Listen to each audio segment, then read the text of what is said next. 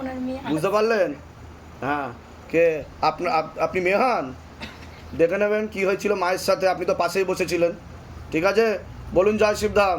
জয় শ্রীরাম। হ্যাঁ, এগুলো কোথা থেকে করেছেন এইসব তাবিজ কবচ?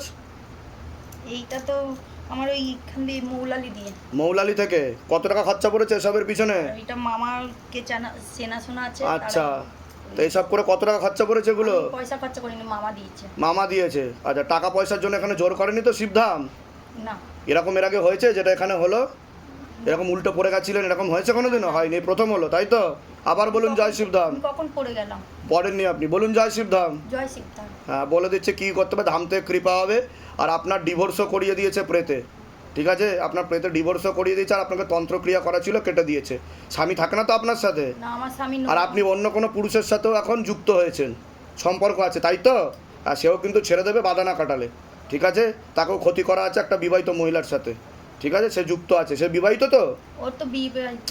ঠিক বলছি কিনা বলুন? হ্যাঁ। হ্যাঁ, বলুন জয় শিবধাম। জয় শ্রীরাম। হ্যাঁ।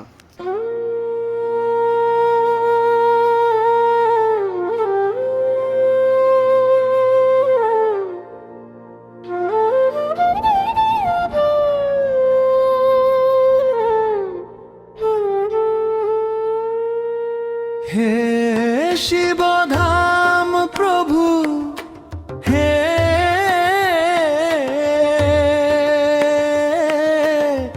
মহাদেব মহারাজ, হে আদি গুরু দেবাদিদেব, হে কলিযুগ